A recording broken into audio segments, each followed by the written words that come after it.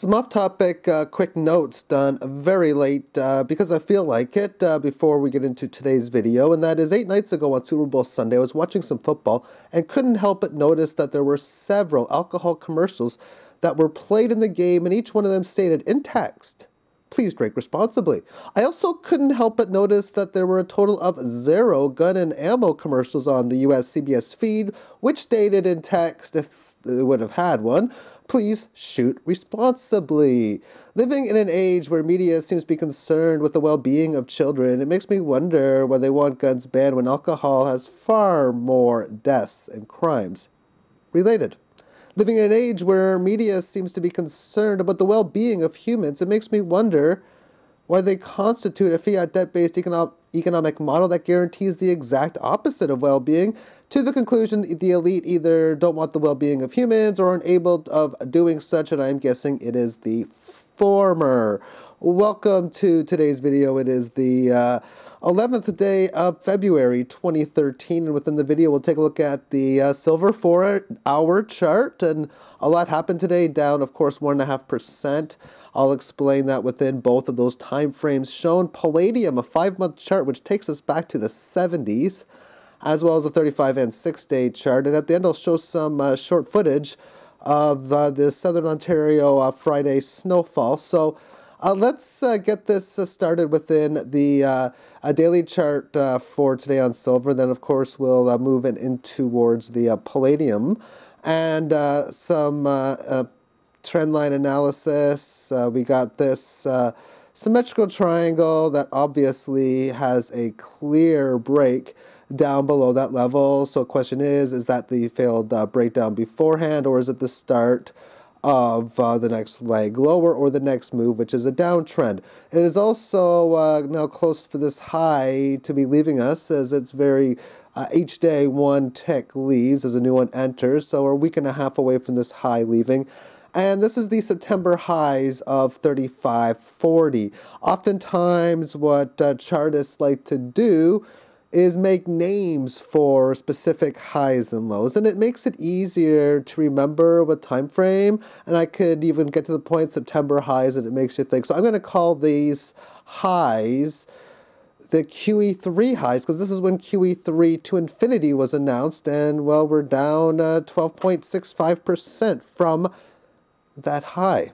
Yes, interesting. So within this, we can see that we're now making a test of this low, the critical 30 area. Now, the thing to note is when you are in choppy markets, you end up getting all this volatility and really failed move after another. So that's only other piece of optimism on this down move, other than it might be that failed breakdown within this. And that's something I was talking about earlier of what would be ideal.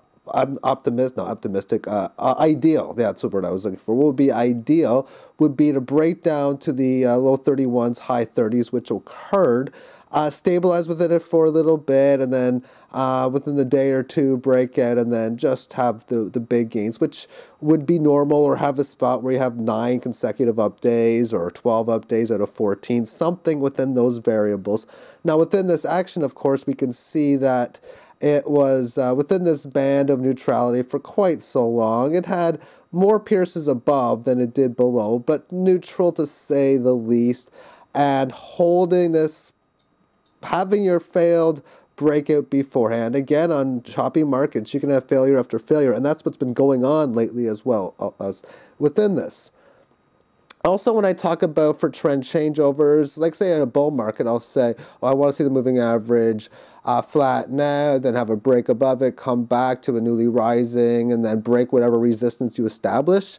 Well, the opposite is true for a downtrend, and that's exactly what's taken place. You break below it in here, so you establish what's now support as the opposite.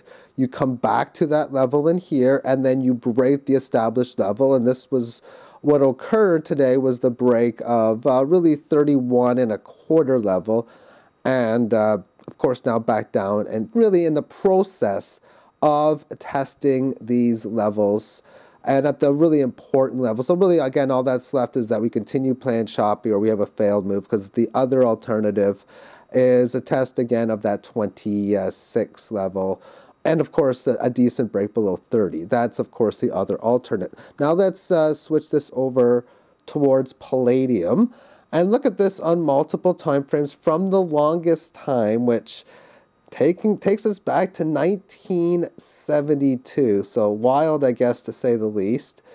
Draw a trend line, or just a straight line, I should say, roughly around this 160 area, an area that was resisted in that area quite often and has had 3 support tests since it broke above that level. What do we see within this? We see that it had a move in the 1980s. What did it do? Well, it had this move up to here. So like silver and gold, it had decent run-ups. And it was a violent sell-off as it made it back to the levels of the 1976 lows. And a loss from like 320 down to 40. That's like losing 8 times your value, which is what silver did. Now, the only difference with palladium and silver within that is that once palladium lost 8-9 times its value, it regained it and then stayed in this choppy market. So you had this Fibonacci from here to here, and it stayed. Again, the Fibonacci bars would have been just where these 2 lines are. Break above it, test old high, make new high. And now it's, of course, looking to test a new high again later on. But that was basically the play within it, where silver, on the other hand, when it lost 9 times its value, it stayed around that level for about 15 years before it finally broke out and then retested this high. And again, I'm going to say this right now, that I think silver is the only still lasting commodity index that's lasted the test of time throughout the 1960s, 70s, 80s, and is still here today, that is well below, or just even below, its 19 whatever time frame, its highs from before 1988, we'll even say. Everything is above it but silver, as silver's high, of course, was 50 back then. So that's something interesting to note. But again, within this chart, when we take a look at it, we see again that we have this correctionary phase coming back to the running average from these opening lows in here. And within that phase, and we're going to shorten it out towards this time frame in itself. But we can see here support found at resistance, consolidation, and 2 nice up candles in a row. So let's now switch it out to just this time frame here. And to do that, we're going to use a 35-day time frame. There we see it. We got Fibonacci retracement within it. Excellent story, finding resistance, pulling back, and finding a higher low. That's what's important. And then finding resistance support at the area, breaking the established resistance, fast move to the next level. And there's a big failed break, to say the least. And within that failed break, it had no resistance here. Fast move to this level, which was resistance, and nice consolidation. So within everything that's been stated, what's I think interesting to note is the pattern from just where I'm going to draw the bot line in here, right in here. This pattern in itself is huge. To see, well, what do we have here? We have 3 small red candle down, 2 massive red candle down. Then this green candle here stating that we had a decent rise higher. Now we're back to the lows, and what occurs? Several green candles with decent consolidation at that high, and to see that it's broken out, hardly had a massive gain, but a decent enough gain to state that it's had a breakout, thus finding support on at least 2 occasions in here. That's just a beautiful setup, to say the least, because you don't want it to be too high, because then the risk-reward profits aren't there, or it's not down as much as it could be, basically. And secondly, you want to have a big enough gain to confirm or show signs that, hey, this thing is looking really, really good. So I like that pattern, to say the least. It's holding well. It's such a huge high probability that we will test this level here without really having any major down corrections. Right now, the retracement is at 82%. So I think it's safe to say that we should break 1100 before we break below 500. Which is where this Fibonacci line is. that's really what I'm going to put it. And for the most part, I'd have to be safe and say breaking below 470 or something, 460. Okay, so now let's adjust the time frame out again. I mean, we could go from this high to this low, and really all you're getting is more candles, seeing levels a little bit better, but we're not going to do that. Instead, we're going to go from this high to this low, and to do that, that is the 6-day chart. Here we go. So we got this significant high, this significant low, resistance at 61.8, and what I like is where you can have resistance here, have a decent pullback. This is like by the book. Right to the 18 average, right to this running average, and then nice breakout above there.